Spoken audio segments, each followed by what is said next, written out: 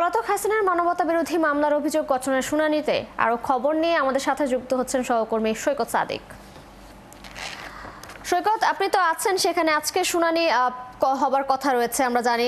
কখন শুরু হবে সেই শুনানি এবং আসামি পক্ষ শুনানিতে আজ কোন বিষয়গুলো উপস্থাপন করবেন সে বিষয়ে কিছু জানতে পেরেছেন কিনা? জুলাই গণঅভ্যুত্থানের যে গুরুত্বপূর্ণ মামলাটি এই সাবেক প্রধানমন্ত্রী শেখ হাসিনা সহ 3 জনের বিরুদ্ধে দায়ের হয়েছে এবং এই মামলাটিতে গত 1 জুলাই রাষ্ট্রপক্ষ বা চিফ প্রসিকিউটর অভিযোগ গঠনের উপর শুনানি করেন এবং ওই দিন আসামি পক্ষের যে আইনজীবী রাষ্ট্রীয় খরচে নিয়োগ হয়েছিল আমির হোসেন, তিনি অসুস্থতার কারণ দেখিয়ে সময় চান এবং এই মামলার প্রস্তুতির জন্য তিনি বলেন 15 দিনের সময় চাইলে আদালত 7 দিনের সময় মঞ্জুর করে আজকে কিন্তু এই মামলাটি শুনানির জন্য দিন ধার্য করেন বিচারপতি গোলাম মুর্তুজা মজুমদারের নেতৃত্বাধীন ট্রাইব্যুনাল 1। এবং কিছুক্ষণ আগে এই মামলার যে একজন আসামি গ্রেপ্তার আছেন সাবেক আইজিপি চৌধুরী আব্দুল আল মামুন, তাকে কেন্দ্রীয় কারাগার কেরানীগঞ্জ সেখান থেকে নিয়ে আসা হয়েছে এবং অন্য 2 আসামি যে শেখ হাসিনা এবং আসাদুজ্জামান খান কামাল, তাদের পক্ষে আমির হোসেন আজকে শুনানি করবেন।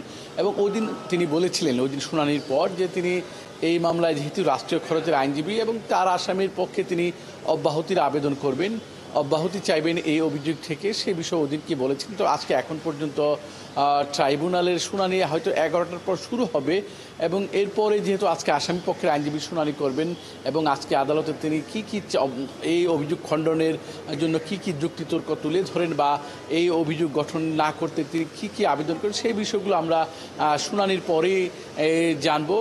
এবং আরেকটা বিষয় আপনাকে জানিয়ে রাখি যে চট্টগ্রামের সাবেক যে ছাত্রদল নেতা ওয়াসিম 16 জুলাই 2024 সালে পুলিশের গুলিতে নিহত হয়েছিলেন, সেই ঘটনায় যে মামলাটি দায়ের হয়েছিল সেই মামলায় গ্রেপ্তার আছেন চট্টগ্রামের রাউজানের যে সাবেক এমপি ABM ফজলে করিম চৌধুরী, তাকেও কিন্তু ট্রাইব্যুনালে নিয়ে আসা হয়েছে এবং তার মামলাটি গত 24শে মার্চ শুনানি হয়েছিল। সেই মামলায় আরও একজন গ্রেপ্তার আছেন, তাকেও নিয়ে আসা হয়েছে।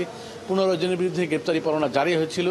সব মিলিয়ে যেহেতু 2টি মামলার শুনানি ট্রাইব্যুনাল 1-এ রয়েছে, তো তৃষা আমাদেরকে হয়তো আরও কিছুক্ষণ অপেক্ষা করতে হবে এবং 11টার পরে হয়তো আমরা সব কিছু জানতে পারবো বা আজকের মামলার সার্বিক প্রস্তুতি বা সার্বিক যে শুনানির বিষয়গুলো সেগুলো আমরা পরবর্তীতে শুনানি সংবাদে তুলে ধরতে পারবো। এখন পর্যন্ত এই যে 2টি মামলার যে আসামি চৌধুরী আব্দুল্লাহ আল মামুন এবং ABM ফজলে করিম চৌধুরী, তাদেরকে ট্রাইব্যুনালে নিয়ে আসা হয়েছে এবং ট্রাইব্যুনালের যে হাজতখানা সেখানেই তাদের রাখা হয়েছে। এখন পর্যন্ত আমার এই মামলার 2টি সর্বশেষ তথ্য আমার কাছে এটাই রয়েছে।